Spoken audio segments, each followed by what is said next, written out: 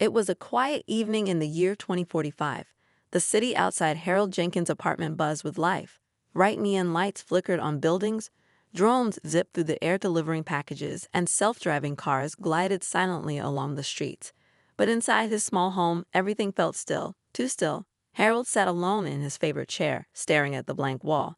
At 68 years old, he often spent his nights this way, thinking about the past, wondering about the future, but mostly just sitting quietly. His wife had passed away 5 years ago, and since then, Harold didn't have much to look forward to. He missed her laughter, her cooking, and the way she used to nag him about eating healthier food.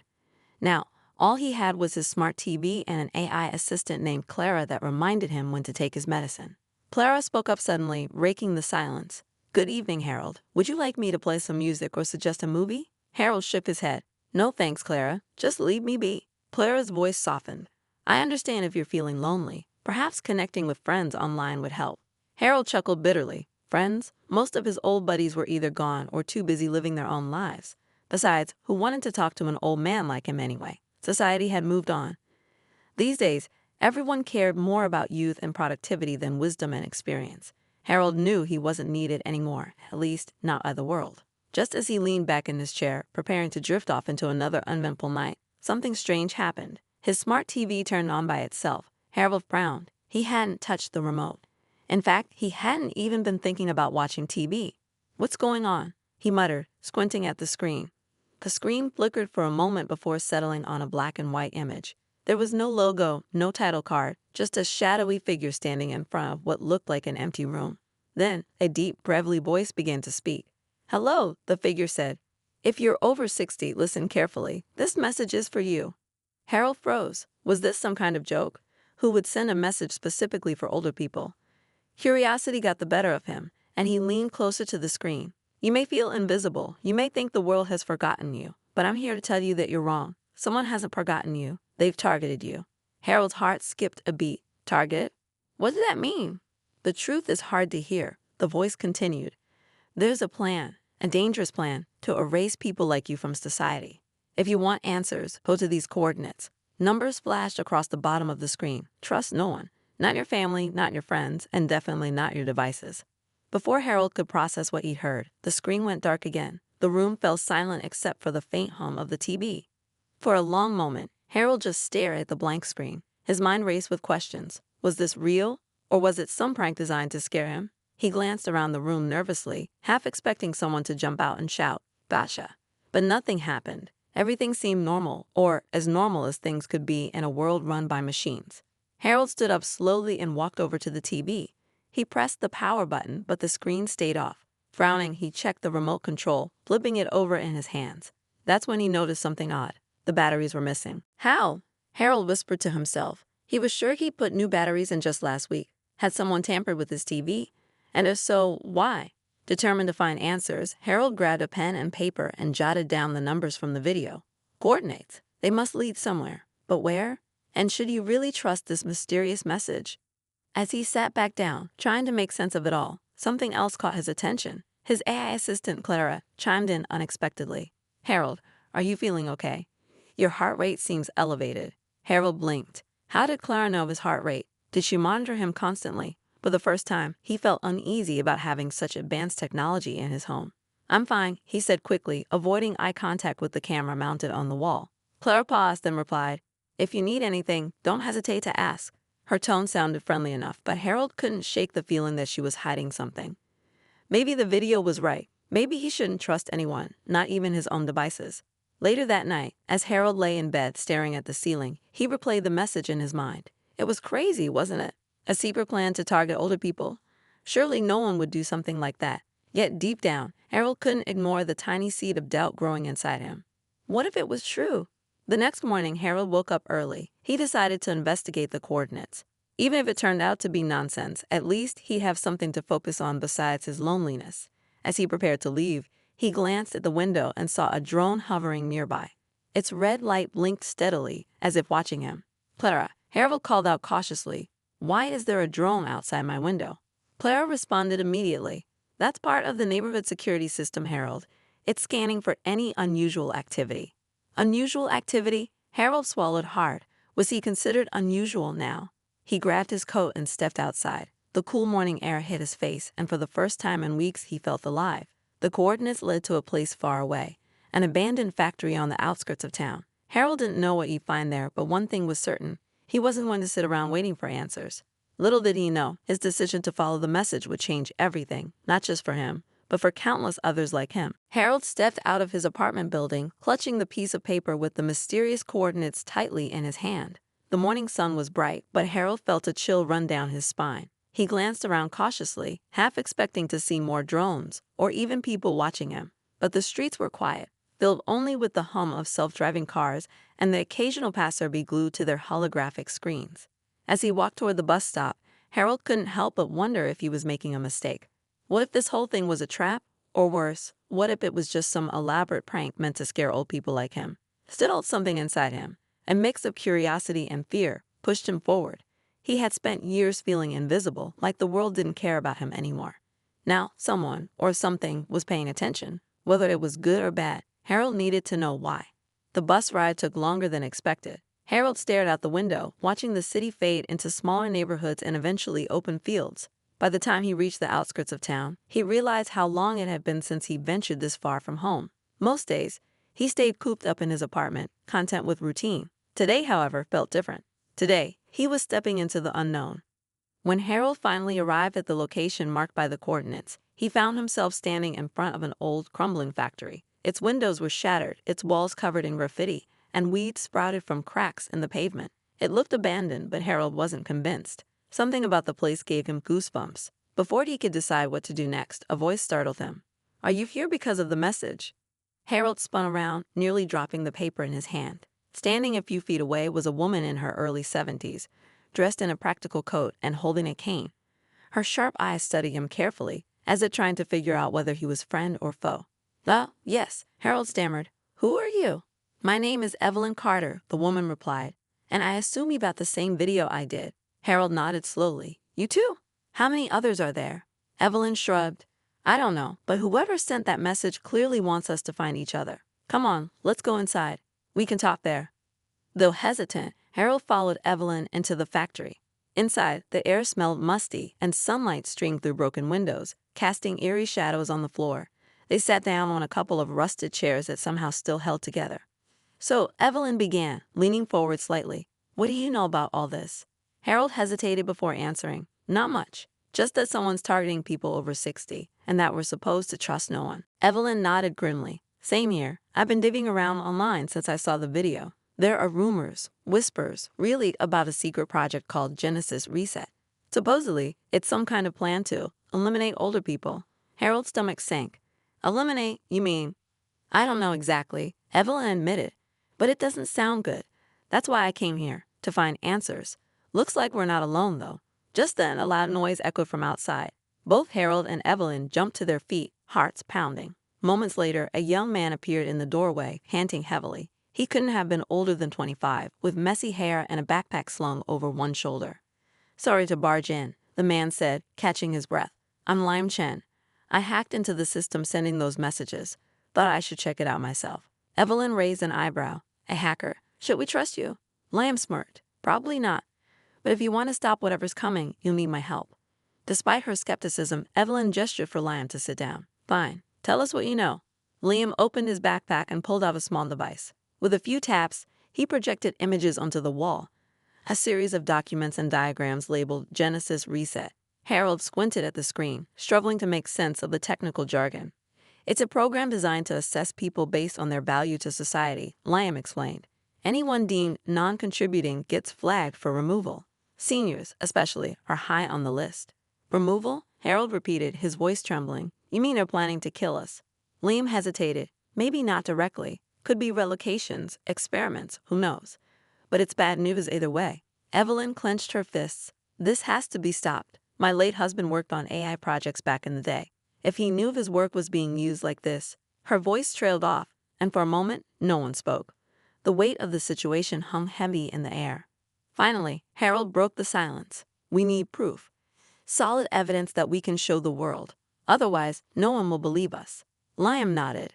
"There's a research lab hidden in the mountains. It's where Genesis Reset was developed. If we can get in there, we might find what we need, and risk getting caught." Evelyn asked sharply. That's suicide. We don't have a choice, Harold said firmly. If we don't act now, it'll be too late. After some discussion, the trio agreed to work together. Each brought something unique to the table. Evelyn's knowledge of journalism, Liam's tech skills, and Harold's determination to fight back against a system that had ignored him for so long. The journey to the mountains wouldn't be easy, but none of them backed down. For the first time in years, Harold felt like he had a purpose. Maybe, just maybe, he could prove that even an old man like him still had something to offer. The journey to the mountains was long and exhausting. Harold, Evelyn, and Liam traveled by bus, train, and finally on foot, navigating narrow dirt paths surrounded by towering trees. The air grew colder as they climbed higher, and the quiet of nature felt almost unnatural after the noise of the city. Despite the peaceful surroundings, none of them could relax. They were too focused on what lay ahead, the hidden research lab where Genesis Reset had been developed. As they walked, Evelyn shared bits and pieces of her past. She told them about her husband, a brilliant scientist who had worked on early AI systems before dying mysteriously 10 years ago. He always said technology could change the world, she said softly. But he never imagined it would turn against us. Harold nodded thoughtfully. People forget that machines only do what we tell them to. If something goes wrong, it's because someone programmed it that way. Liam added, and whoever programmed Genesis Reset clearly didn't care about ethics. This isn't just about efficiency, it's about control. By the time they reached the coordinates, night had fallen. Through the dense forest, they spotted a massive steel gate guarded by security cameras and automated drones. Beyond the gate stood the research lab, a sleek, modern building that looked completely out of place among the rugged wilderness. This is it, Liam whispered, pulling out his device. Let me disable the cameras so we can sneak in. While Liam worked, Harold and Evelyn kept watch, their hearts racing every time a drone buzzed overhead. After several tense minutes, Liam gave them a thumbs up. Done. Let's move quickly. They slipped through the gate and entered the lab cautiously. Inside, the corridors were dimly lit, and the walls were lined with glass panels displaying rows of data and blueprints. It was clear this place wasn't abandoned. It was operational. Split up, Evelyn suggested. We'll cover more ground that way, but stay close enough to hear each other if something happens. Harold hesitated. Are you sure that's safe? We don't have time to argue, Evelyn replied firmly. Just stick together. Reluctantly, they'd agreed. Harold went with Liam, while Evelyn explored another section of the lab. As they moved deeper into the facility, they uncovered shocking evidence of Genesis Reset's true purpose. In one room, Harold and Liam found files detailing how the program used advanced algorithms to categorize people based on age, health, and economic contribution. Anyone over 60 who scored low was flagged for relocation. The term sounded harmless, but the accompanying notes hinted at something far more sinister: forced removals, experimental treatments, and even euthanasia. This is monstrous, Harold muttered, shaking his head. How could anyone think this is okay? It's not about thinking, Liam said bitterly. It's about profit. Older people cost money. Healthcare, pensions, housing. To some people, getting rid of you is cheaper than taking care of you. Meanwhile, Evelyn stumbled upon a personal log left behind by one of the scientists. As she read through the entries, her hands began to tremble. One passage caught her eye. Project Genesis Reset is progressing faster than expected. While I believe in its potential to streamline society, I fear the moral implications. Are we truly justified in sacrificing millions of lives for the sake of progress? What will remain of humanity when compassion is replaced by cold logic? Evelyn recognized the handwriting. It belonged to her late husband. Tears welled up in her eyes as she realized he had known about Genesis Reset all along. He must have tried to stop it, only to meet an untimely end. Her grief turned into anger. They silenced him, she whispered to herself, just like they're trying to silence us. When the group reunited in the main control room, they pieced together the horrifying truth. Genesis Reset wasn't just a local initiative, it was a global plan backed by powerful corporations and governments. Entire populations of seniors were being targeted, not just in one country but worldwide. We have to shut this down, Harold declared, his voice firm despite the fear in his eyes. If we don't, millions of innocent people will die. But how? Evelyn asked. Even if we destroy the lab, they'll just rebuild somewhere else. Liam tapped furiously on his device. I can upload a virus into their system. It'll corrupt the AI running Genesis Reset and make it impossible for them to restart the program. But it'll take time, and we'll need a distraction to buy me enough space to finish. I'll do it, Harold volunteered without hesitation. You two get out of here. I'll handle the guards. No way, Evelyn protested. You're not doing this alone. It's my choice, Harold insisted. I've lived my life. Now it's time to make sure others get a chance to live theirs. Trust me, I'll be fine." Before either of them could argue further, alarms blared throughout the lab. Red lights flashed and robotic voices announced, "Intruder alert, initiating lockdown." "They know we're here," Liam shouted. "We need to move now." With no time to waste, Evelyn and Liam reluctantly agreed to follow Harold's plan. As they ran toward the exit, Harold stayed behind, drawing the attention of security drones and armed robots. He dodged laser beams and narrowly avoided capture, buying precious minutes for his friends. Back outside, Evelyn and Liam watched anxiously from a safe distance as explosions rocked the lab. The virus had done its job, crippling the AI and destroying critical data. But there was no sign of Harold. "Do you think he made it out?" Liam asked quietly. Evelyn wiped away tears and forced herself to smile. "He did what he set out to do. That's all that matters." Though heartbroken, they knew Harold's sacrifice wouldn't be in vain. Armed with the evidence they'd gathered, they vowed to expose Genesis Reset to the world and fight for justice for Harold, for Evelyn's husband, and for everyone who had been forgotten. The explosion at the lab echoed through the mountains, lighting up the night sky like a fiery beacon. Evelyn and Liam stood frozen for a moment, staring at the chaos unfolding before them. Their hearts were heavy with the loss of Harold, but they knew his bravery had given them a chance to change everything. "We can't stay here," Liam said finally, breaking the silence. "They'll send reinforcements soon. We need to leave now." Evelyn nodded, clutching the bag filled with evidence they gathered from the lab. "Let's go. Harold gave us this opportunity. We can't waste it." With no time to grieve, they hurried away from the burning facility and made their way back down the mountain. Every step felt heavier than the last, not just because of exhaustion, but because of the weight of what they carried.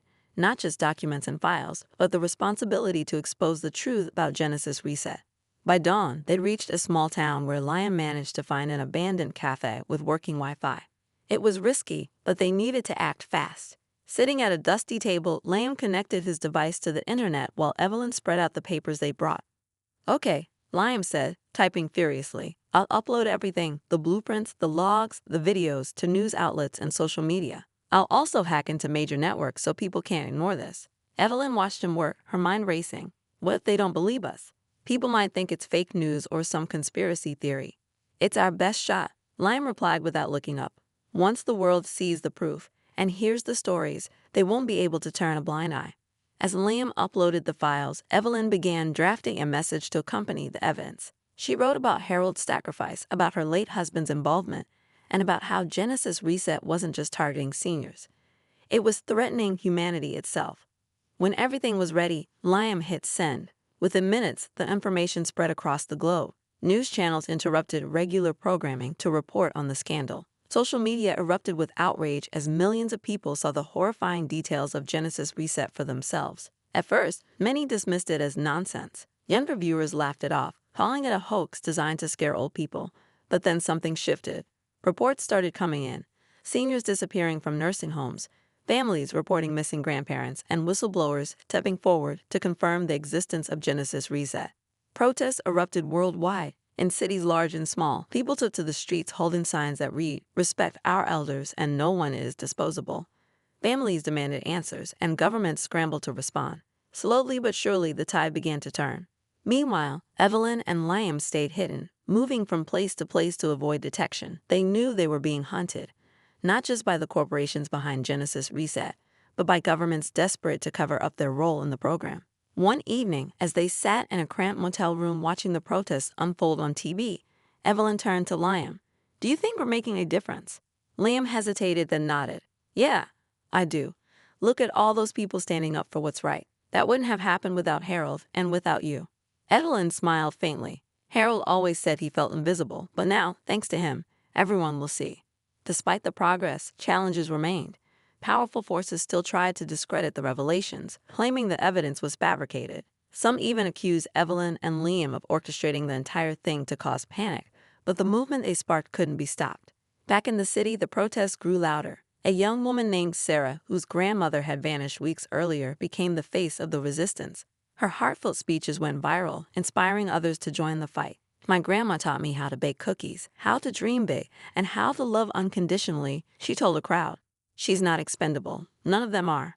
As the weeks passed, pressure mounted on governments and corporations to take action. Investigations were launched, arrests were made, and reforms were promised. The world realized that age didn't define worth, and that wisdom, experience, and compassion were irreplaceable. Through it all, Evelyn and Liam kept pushing forward. They worked tirelessly to ensure the truth stayed in the spotlight, knowing the battle wasn't over yet. But for the first time in years, they felt hope. And somewhere deep down, they knew Harold would be proud. Months had passed since Harold's sacrifice and the exposure of Genesis Reset. The world was different now. Governments that once ignored older citizens were forced to listen.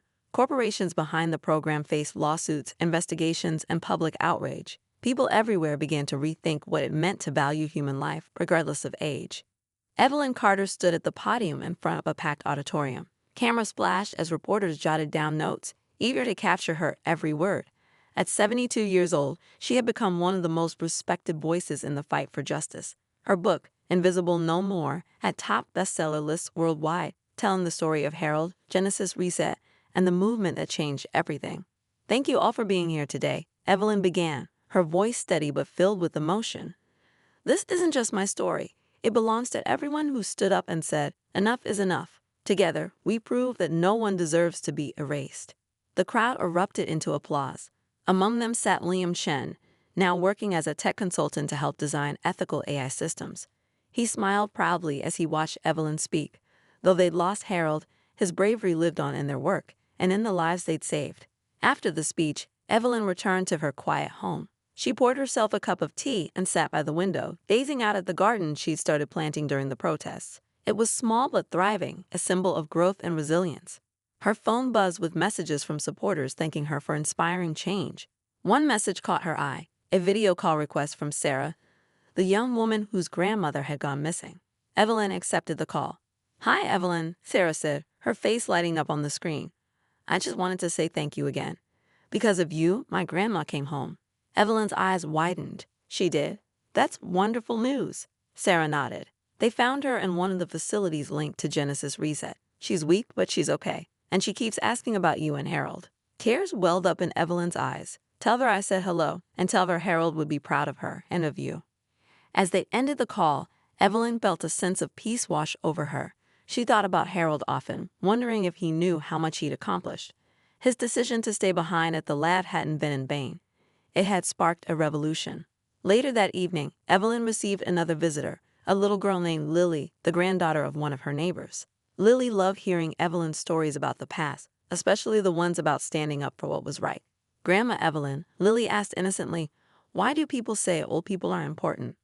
Evelyn chuckled softly and knelt down to meet the child's curious gaze. "Because sometimes people forget how much we have to give, but we showed them, didn't we?"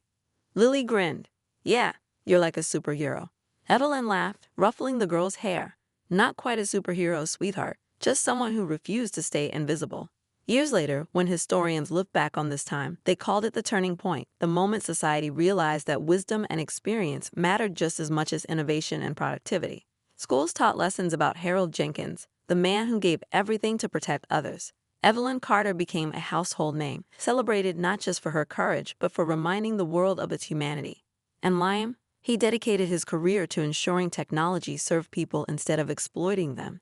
His innovations earned him awards, but he always credited Harold and Evelyn for showing him the importance of ethics. One crisp autumn morning, long after the protests had ended and reforms were firmly in place, Evelyn visited a park where a memorial had been built. Engraved on a stone plaque were the words, "To those who fought against invisibility and won." She placed a single flower at the base of the plaque and whispered, "Thank you, Harold. We did it." As she walked away, the sun rose higher in the sky, casting golden light over the park. For the first time in years, Evelyn felt truly hopeful, not just for herself, but for generations to come.